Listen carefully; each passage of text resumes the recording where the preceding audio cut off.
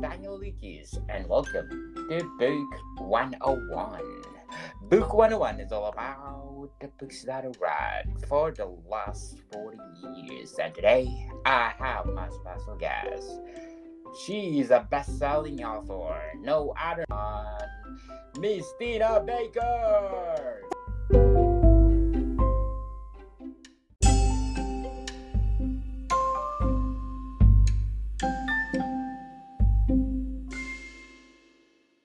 Hello, Danielle. I love your introductions. They are so positive and enthusiastic.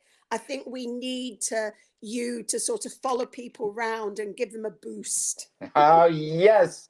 And thank you so much for being part of my podcast. And last 2 weeks, we talk about Make Me Clean and Call Me Mommy. Can we do a recap before we gonna discuss the third book?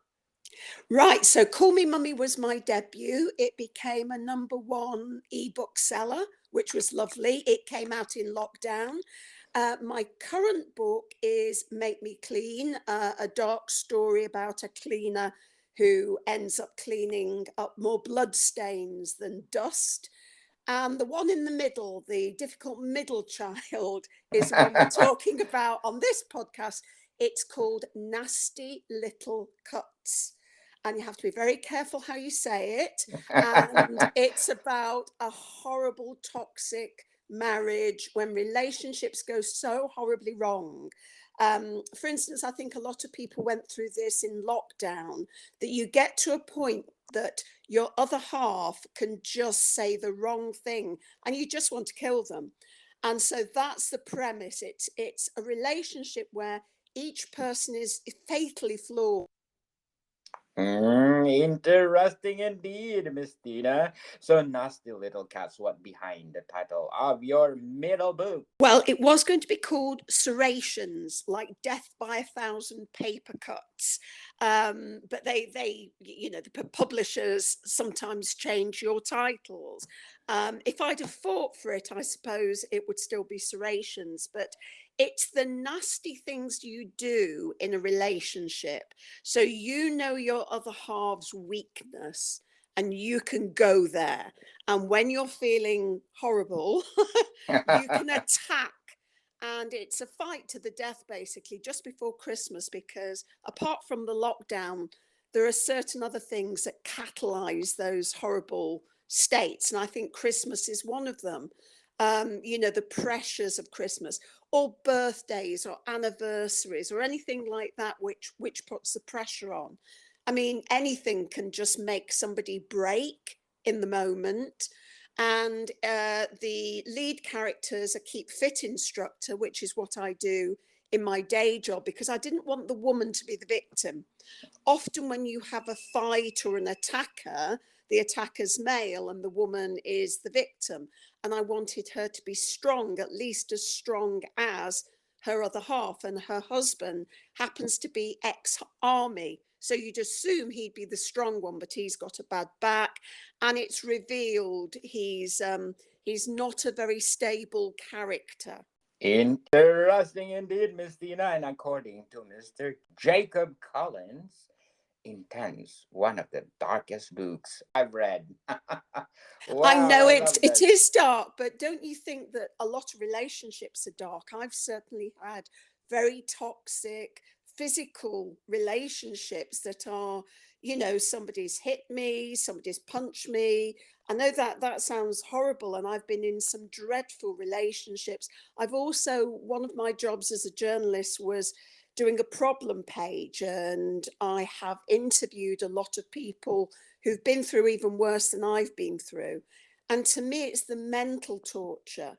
You can have a physical fight, but sometimes it's the gaslighting and the coercion and that sort of control, which I found much worse than, somebody who'd lash out and I'd lash out back, and that was it. That was the end of the relationship. But I've had very toxic relationships. I was once with an alcoholic for 4 years. That's 4 wasted years of my life. And it just got worse and worse and worse. He had no interest in getting help. He was vile to me, and I just took it because I loved him. So it's a bit embarrassing to admit, but that's where that book comes from.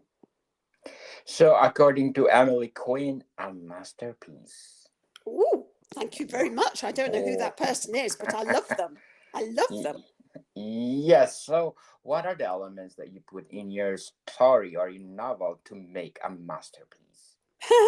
Well, I even though it's a very dark topic and I do not treat it lightly, there is a lot of humour, and that keeps me sane in the darkest times. So there are two children in the relationship, and there's a dog.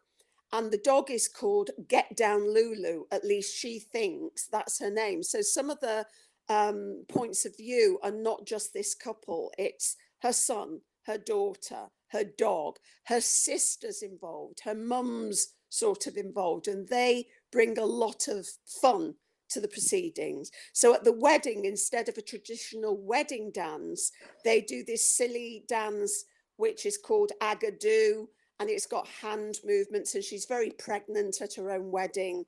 And I did agadoo at one of my book readings. I just put the music on and got the readers to dance. So that's one of the ways, it's one of the things I do in class, just to sort of get people moving, because it's all very sedentary reading.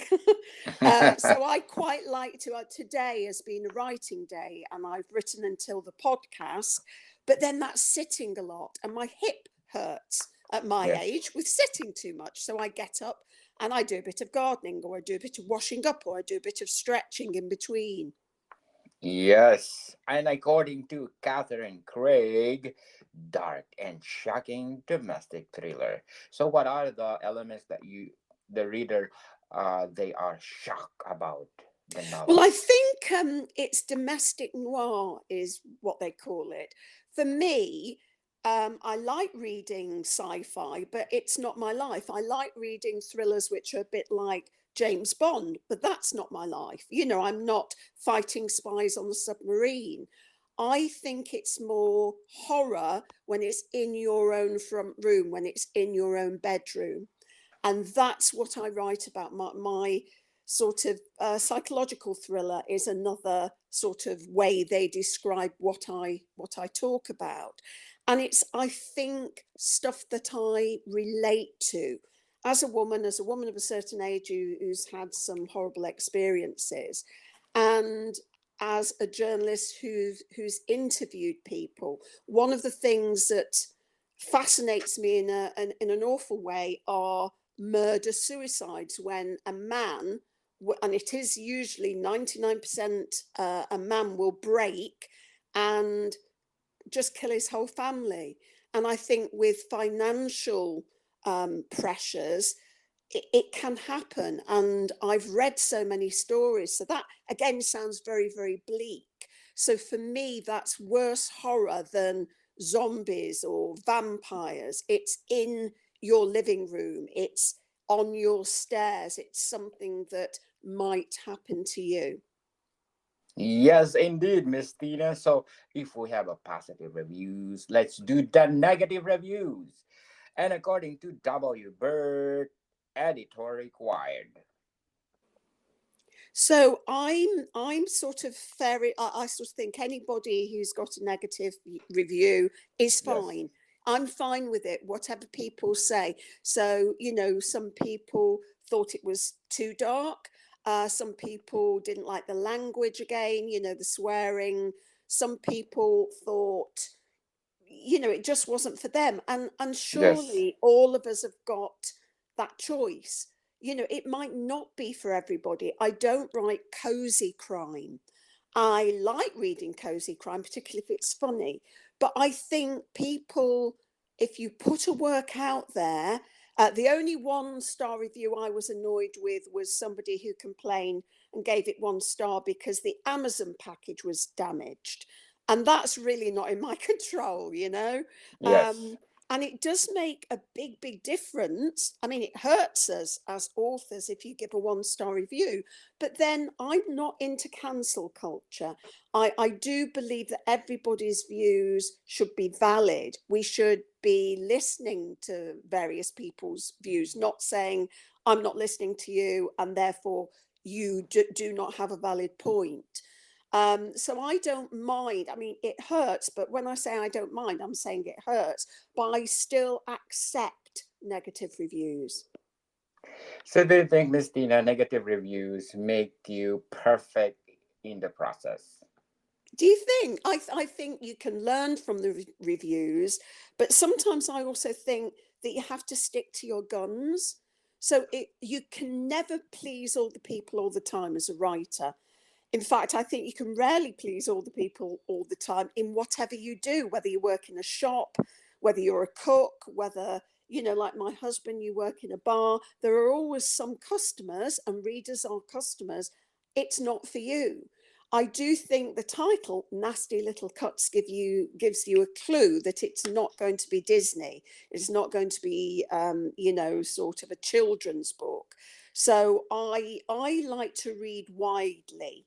I really try and choose books from different genres that I never really read. I've not read much crime until very recently, when I sort of ended up in that table in the bookshops. I just had read more literary things. And I just think there's room for everybody. Your market, your audience might be quite small, um, but I just think you have to be true to what really matters to you. How would you approach negative reviews? Well, I don't read very many reviews. My husband does. I try not to. I read a sample. So I might have one day when I read, 3 or 4 dozen reviews, and then that's it. Because I feel I need to be aware of it, but I can't obsess about it, because I've got a big enough imposter syndrome as it is. And I don't want to be broken by reviews. I don't want to be inflated by good ones or brought down by bad ones. So I try and do a sample rather than obsessing about reviews, because a lot of other authors have told me never read reviews. And I couldn't do that. I couldn't never read reviews, but a lot of people I know never read reviews for the same reasons.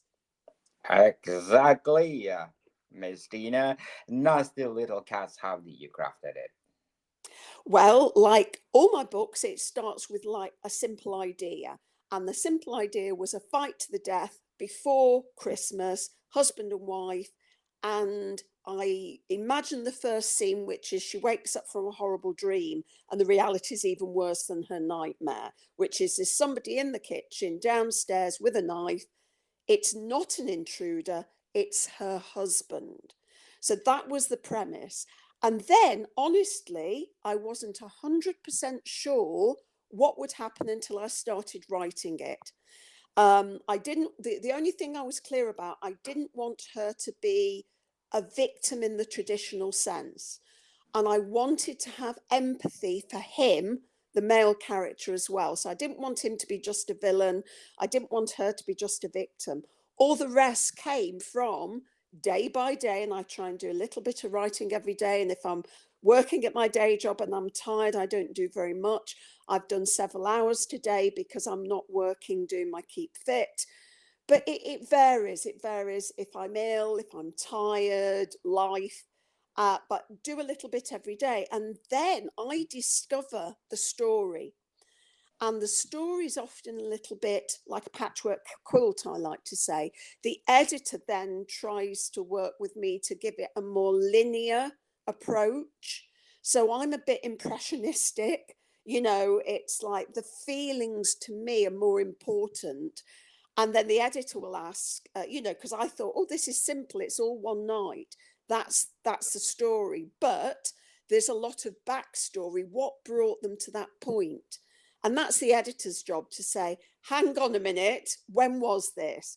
And it's like, I don't know. I have to go back and think, when was that?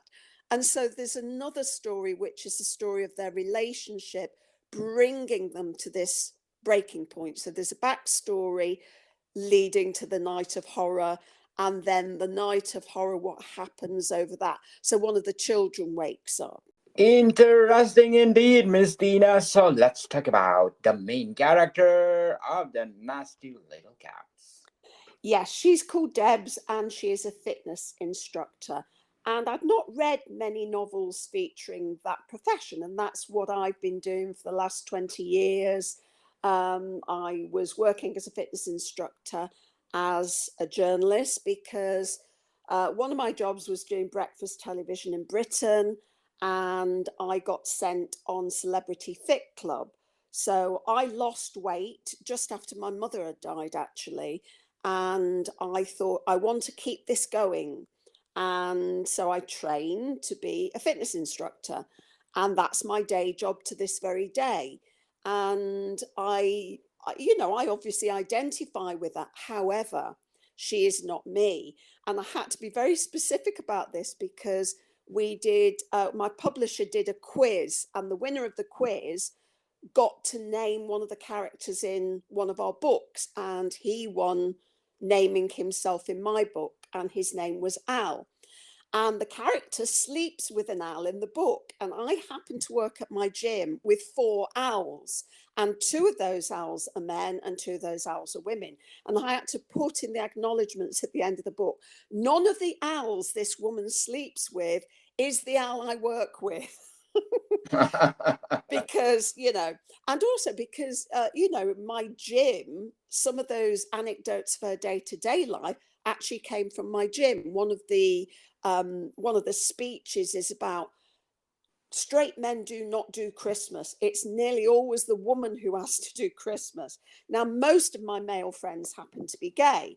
And that's just the way it always has been, working in broadcasting, working, in various areas of my life. They do Christmas, but a lot of straight men, they just sort of, Christmas happens. If they've got a family, they're not aware of what the wife has brought the children. And there's this speech about, I even have to buy a present for his mother and, sign his names on the Christmas cards and, organize the food and organize the wrapping. And I think a lot of women feel like that at breaking point. So that's my experience. Not everybody. It's not just doing a cliche. That is my direct experience. And I think also it's my background as a very working class background. And it's changing now, but that you can only write what you know. And that's what I know. Oh, very well said, Miss Tina. So, what is your expectation for Nasty Little Cats? Well, this week it came out in Polish. There's a Polish translation. So I'm thrilled about that. The Polish publisher has done Call Me Mummy, Nasty Little Cuts, and I'm hoping that it will also do Make Me Clean. And in the olden days, before Brexit and lockdown and everything like that, a lot of crime got translated into various languages. That's not the same. The last 5 years have changed that. So my books are predominantly in English, but I'm hopeful that I'll get more translations. My hope for that particular book is that it sort of helps people who are in those relationships leave them before it gets to murder, and walk away. I wish I'd have walked away. If I'd have walked away earlier, I might be a mother now. I wasted 4 years of my life on somebody who wasn't worth it. And by the time I met my current husband, who's lovely, it was too late for me to have a child. And that makes me really sad. So if you're in a relationship and it's not working, and it's not worked for a very long time, magical thinking to think that they're suddenly amazingly going to change. I think people can change, but sometimes it takes the shock of a relationship ending to change. But it's up to you. I hope it's terrifying, entertaining, and it might do a little bit of good. I don't know. It's like I write the best I can with the life experience I've got.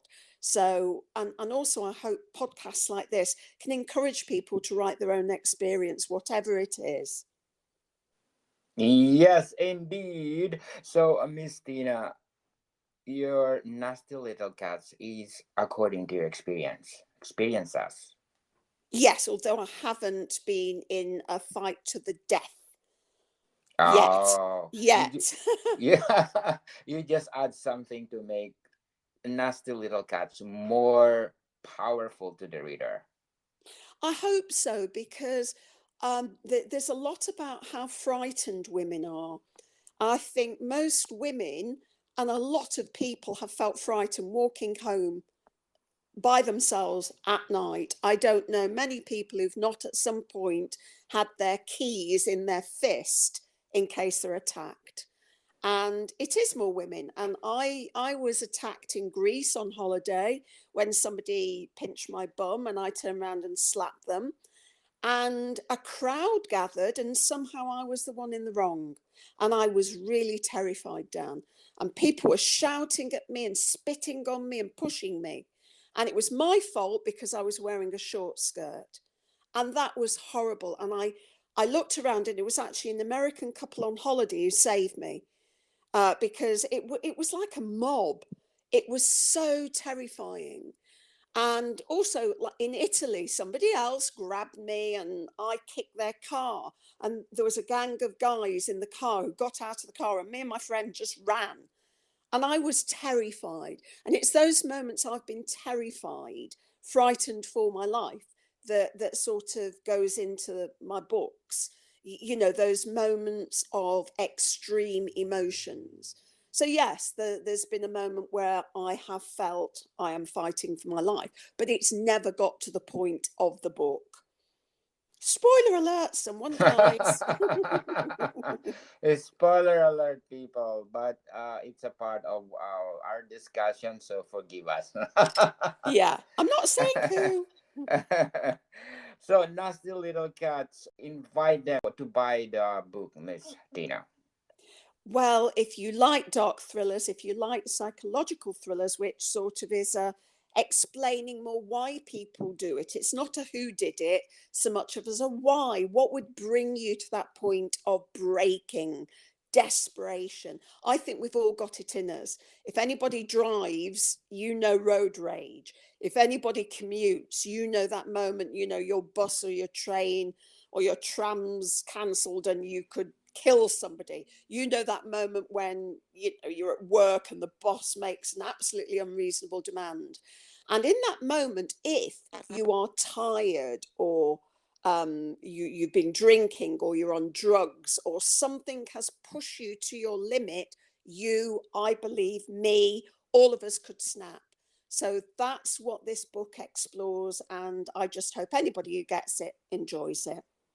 Yes, indeed. And Miss Tina, thank you for your 3 weeks that you stay on my podcast, and I'm It's so been a grateful. delight. I've loved Yes, it. it's been a grateful. So if you have another book to market, please do come and Yes, my promote next it. one's out next year. Oh, that'd be awesome. So once again, invite our listeners to buy all your books. Yes, please. I think I'm on Amazon and Apple and podcasts and audiobooks and ebooks and hardbacks and paperbacks. So, and in Polish. So, any Yes. Polish people out there, it's in Polish as well. Yes, that'd be awesome achievement. And we are proud of you. Please do support Miss Tina Baker, because if you support her, she will give her best. More books to come, people, and more books to read. Lots of love, Dan. Good luck with your podcast as well. Thank you, Miss Tina, and I'm very grateful for Player FM for giving me the number 5 spot for the best book review podcast. Thank you so much, Player Yes. FM.